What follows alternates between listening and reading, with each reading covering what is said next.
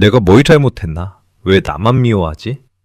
혹시 이유 없이 나를 싫어하고 공격하는 사람 때문에 밤잠 설친 적 있으신가요? 사회생활을 하다 보면 논리적으로 설명되지 않는 악의를 마주할 때가 있습니다. 심리학적으로 보면 세상에는 딱 세 부류의 사람이 있습니다. 내가 아무것도 안 해도 나를 좋아해주는 사람, 내가 뭘 하든 관심 없는 사람, 그리고 내가 간을 빼줘도 나를 싫어하는 사람. 오늘은 특히 저 세 번째 부류, 우리 인생의 독침 같은 존재들을 어떻게 다뤄야 할지, 정신과 전문의와 소통 전문가들의 조언을 바탕으로 나를 지키면서 이들을 우아하게 무력화시키는 두 가지 핵심 대처법을 소개합니다. 아주 흥미로운 심리 실험 하나를 소개해 드릴게요. 캘리포니아 조립대 데이비드 메시 교수팀이 진행한 연구인데요. 사람들에게 자신이 했던 선행과 악행, 그리고 타인이 했던 선행과 악행을 적어보라고 했습니다. 결과가 어땠을까요? 사람들은 자신이 베푼 선행은 남들보다 4.2배나 더 많이 기억하고 자신의 악행은 2.7배밖에 기억하지 못했어요. 반대로 타인의 악행은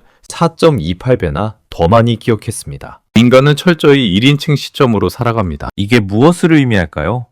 여러분이 그 사람에게 베푼 99번의 친절은 그 사람의 뇌에서 금방 휘발됩니다. 하지만 여러분이 무심코 지었던 피곤한 표정 하나, 바빠서 짧게 대답했던 말 한마디는 그 사람의 뇌에서 악행으로 분류되어 4배 이상 부풀려진다는 겁니다. 우리 뇌의 공포센터인 편도체는 생존을 위해 긍정적인 정보보다 부정적인 정보에 훨씬 민감하게 반응합니다.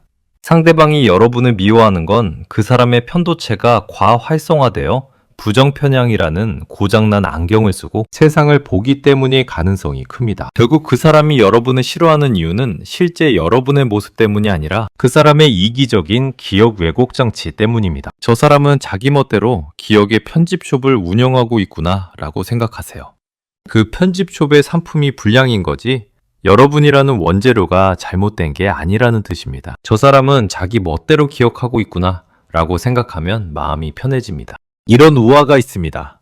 전갈이 개구리에게 강을 건너게 해달라고 부탁해요. 개구리는 네가 독침을 쏘면 어떡해? 라고 묻지만 전갈은 너를 쏘면 나도 물에 빠져 죽는데 내가 미쳤니? 라고 논리적으로 설득합니다. 개구리는 고개를 끄덕이며 전갈을 태우고 강을 건너죠. 그런데 강 중간쯤 갔을 때 전갈은 개구리를 찌릅니다. 둘 다 가라앉으며 개구리가 이유를 묻자 전갈은 답합니다. 나는 전갈이잖아. 이게 내 본능이야. 우리 주변에도 이런 전갈 같은 사람들이 있습니다. 논리도 없고 이유도 없습니다. 그냥 남을 깎아내리고 상처 주는 행위 자체가 그 사람의 존재 양식인 경우죠. 그들은 여러분이 얼마나 훌륭한 사람인지, 얼마나 친절했는지 상관하지 않습니다. 그저 독침을 쏠 대상이 필요할 뿐입니다. 내가 뭘 잘못했나? 라고 자책하며 그들의 미움에 이유를 찾으려 애쓰지 마세요. 그저 전갈이 또 독침을 쏘네 하고 무심하게 넘기는 것이 나를 지키는 최고의 방법입니다. 심리학에는 투사라는 개념이 있습니다.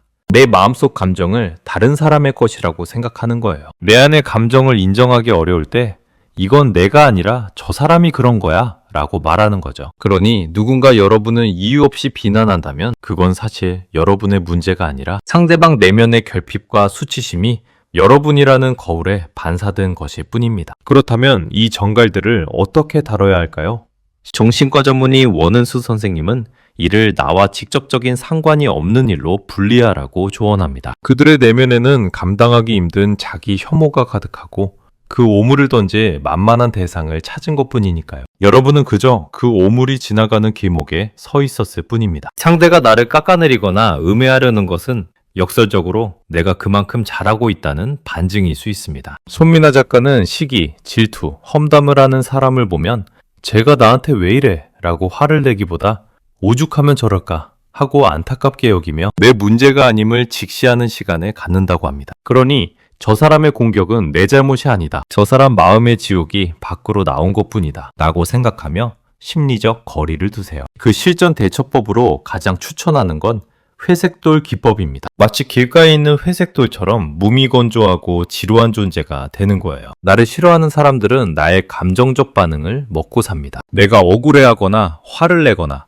상처받은 표정을 지을 때 그들은 우월감을 느끼고 에너지를 얻습니다. 그들에게 가장 큰 타격은 아무런 반응을 보이지 않는 거예요. 그때 우리는 길가에 굴러다니는 아무 특징 없는 회색돌이 되어야 합니다. 그 사람이 시비를 걸어도 사무적이고 무미건조하게 반응하세요. 예를 들어 사사건건 트집 잡는 직장 상사가 자네는 왜 일을 이렇게 하나? 라고 공격할 때 예전처럼 당황하며 변명하는 대신 회색돌처럼 무심하게 네, 수정하겠습니다. 라고만 답하는 거죠. 감정의 파동을 보여주지 않는 것이 핵심입니다. 상대가 처음에는 더 자극하려고 하겠지만 반응이라는 먹이가 끊기면 그들은 결국 재미를 잃고 다른 대상을 찾아 떠나갑니다. 리더 전문가 문성우 박사님은 그 사람이 정말 싫을 때 무시가 답이라고 말합니다. 또한 미운 사람을 신경 쓰느라 내 에너지를 낭비하지 말고 내가 더 잘 살고 행복해지는 것에 집중하는 것이야말로 최고의 복수라고 조언합니다. 그러니 최고의 복수는 화를 내는 게 아니라 그 사람이 내 감정에 어떤 영향도 끼칠 수 없는 투명 인간임을 증명하는 것이죠. 여러분의 인생은 여러분을 사랑해주는 소중한 사람들에게만 집중하기에도 너무나 짧습니다. 나를 좋아하지 않는 20%의 사람들을 설득하려고 애쓰지 마세요. 그건 마치 비를 안 오게 해달라고 하늘에 비는 것과 같습니다. 진정한 강함은 모든 사람에게 사랑받는 게 아닙니다. 누군가 나를 싫어할 수도 있다는 사실을 담담하게 받아들이고 그럼에도 불구하고 나의 길을 묵묵히 걸어가는 태도입니다. 기억하세요. 당신은 고장난 것이 아닙니다. 전갈의 독침에 잠시 따끔했을 뿐이죠. 하지만 당신의 안에는 그 독을 중화할 수 있는 훨씬 더 큰 사랑과 에너지가 있습니다. 오늘 밤에는 나를 싫어하는 그 사람 대신 오늘 하루도 고생한 나 자신에게 애썼다, 고맙다 라고 말해주면 어떨까요? 당신은 여전히 빛나는 사람이고 당신의 행복만이 그들에게 날릴 수 있는 가장 우아하고 강력한 한방입니다. 오늘 이야기가 여러분의 마음을 조금이라도 단단하게 만들어드렸다면 구독과 좋아요 부탁드립니다. 여러분의 평온한 오늘을 심리학 오늘이 응원합니다. 기억하세요. 이유 없이 나를 싫어하는 사람에겐 반응해주지 않는 것이 가장 우아한 승리입니다.